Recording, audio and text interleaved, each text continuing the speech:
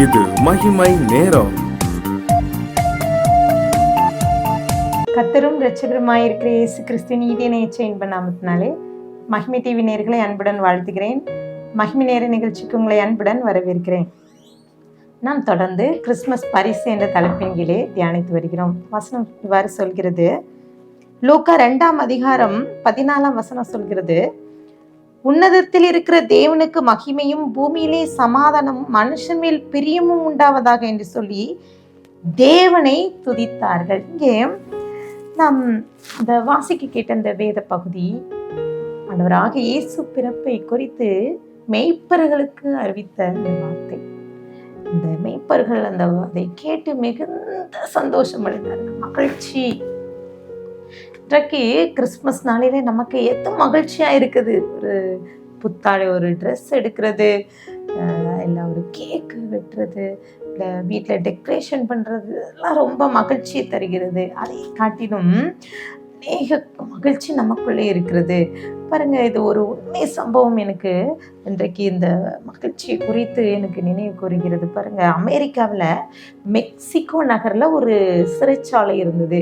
அங்கே 700க்கு அதிகமான சிறை கைதிகள் அங்கே தங்கி அவர்கள் தண்டனைக்கான நாட்களை செலவழித்து வந்தார்கள்.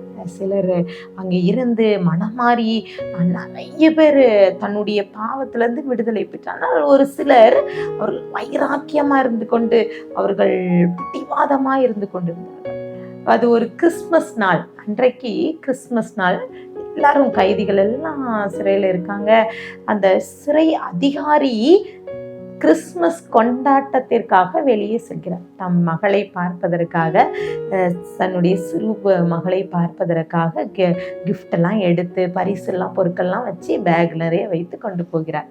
அப்போது அன்று அந்த விடியும் தருவாயில் குளிர், பயங்கர குளிர். அங்கே சிறைச்சாலையிலிருந்து வெளியே வரும்போது அங்கே யாரோ ஒருவர் நிற்பதை பார்க்கிறார்.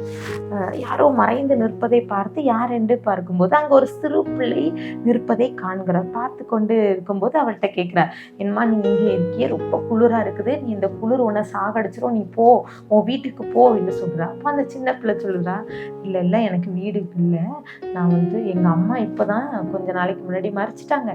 ஆனால் நான் ஒரு ஹோமில் தான் படித்தேன், அங்கே தான் வாழ்கிறேன்.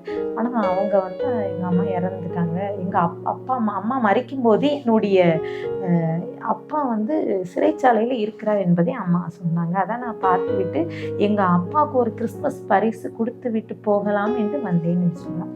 அப்போ இவர் சொன்னார், இது பார்வையாளர் பார்ப்பதற்கான நாளிலே தான் சிறை கைதிகளை பார்க்க முடியும், இன்று பார்க்க முடியாது, போ என்று சொல்லிவிட்டார். அப்போ அவர் சென்று கொண்டிருக்கும் போது அந்த சிறுமி சின்ன பிள்ளை ஓடி போறா.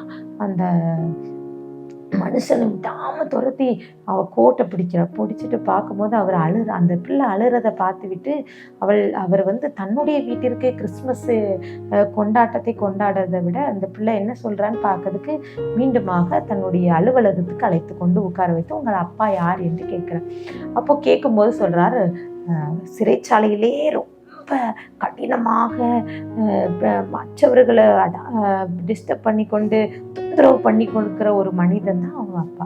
அப்போ அவருக்கு கஷ்டமா இருந்தது. ஆனாலும் சரி, இந்த பிள்ளைக்காக அந்த தகப்பனை கூட்டு வரலான்னு சொல்லி சிறை கைதி அங்கே இருக்கிறவங்ககிட்ட அழைத்து கொண்டு வர சொல்றார். அப்போ அந்த பிள்ளை பார்க்கிறது, தன் அப்பாவை பார்த்தோன்னே அவர் சொல்கிறான், அப்பா நான் உங்களுக்கு ஒரு கிறிஸ்துமஸ் பரிசு கொண்டு, நீ எப்படி இங்கே வந்தான்னு கேட்கும்போது அம்மா மறைத்து விட்டார்கள் அப்படி சொல்லும்போது அவர் அழுது விட்டார். பிறகு அந்த சிறை சாலையிலே அவ்வளவு கெடுபடியாக அவரை முரட்டாட்டுத்தனமாக அவரை திருத்தி கொள்ள யாருமே இல்லை. ஆனால் அந்த பிள்ளை சொன்னதும் அழுது விட்டார், அழுது கொண்டே இருக்கா. அப்போ சொல்கிறா, நான் அம்மா மறைச்சிட்டாங்க, உங்களுக்கு என் தங்கச்சி ஜிம்மியை ரொம்ப பிடிக்கும்லப்பா, அந்த ஜிம்மியும் போன வாரத்தில் மறைச்சிட்டாப்பா. அவள் மறைக்கும் போது, அவளை அடக்கம் பண்ணும்போது அவள் தலையில் இருக்கிற முடியை கட் பண்ணி கொண்டு வந்திருக்கேன், உங்களுக்கு கிறிஸ்துமஸ் பரிசு கொண்டு வரணும்னு சொல்லிட்டு அந்த முடியை கொண்டு வந்திருக்கேன்னு சொல்லுவாங்க. அந்த நிமிஷத்துலேயே அந்த மனிதன் அழுது விட்டான். அழுது அவன் மனம் மாறிவிட்டான். பாருங்க, அந்த சிறைச்சாலை கைதிய அதிகாரிகிட்ட சொல்றா, நான் இனி இந்த மாதிரி தவறு செய்ய மாட்டேன் சொல்லிட்டு அழுதுட்டு மனம் மாறிட்டான். அந்த சிறை அதிகாரிக்கு ரொம்ப மகிழ்ச்சி.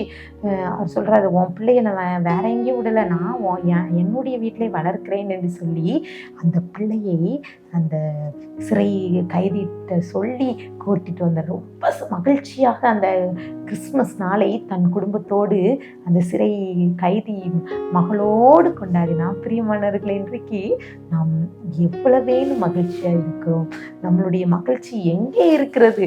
நம்ம அந்த சிறை அதிகாரி மற்றவர்களை, அந்த சின்ன பிள்ளையை மகிழ்வித்து அவன் கொடுத்த அந்த சின்ன கிஃப்ட் அந்த தகப்பனையே மாற்றி விட்டது. நாம் பிரியமானவர்களே, இன்றைக்கு கிறிஸ்மஸ் பரிசுல என்ன கொடுக்கலாங்க? மற்றவர்களுக்கு மகிழ்ச்சியை கொடுத்து பாருங்க. கர்த்தர் உங்களில் மகிமைப்படுவார். கண்களை மூடி ஜெபிக்கலாம். அன்பின் பிதாவே, இந்த நாளுக்காக நன்றி. நான் நாளிலும் இந்த கிறிஸ்மஸ் பரிசு, இந்த நாளிலே நாங்கள் கிறிஸ்மஸ் நாளிலே அநேகருக்கு நாங்கள் கிறிஸ்மஸ் பரிசு கொடுக்கணும்னு ஆசைப்படுவோம்ப்பா. இன்றைக்கு மகிழ்ச்சியை கொடுக்க, மற்றவர்களோடு மகிழ்ச்சியை பகிர்ந்து கொள்ள திருப்பியிருக்காங்க. இன்றைக்கு கூட சோர்ந்து போய் இருக்கிறவங்களுக்கு நீங்கள் இசப்பா ஒரு சந்தோஷத்தை, ஆனந்த களிப்பை காணும்படியாக செய்யுங்கப்பா. அந்த நாளிலே எங்களையும் உடைய சமூகத்திலே வைத்து தாழ்த்தி விரும்பியாக்கிறோம். துதிகன மகிமை முக்கிய ஏறடிக்கிறோம். மீப்பர் மூலம் கேட்கிற பிதாவே, ஆமென்.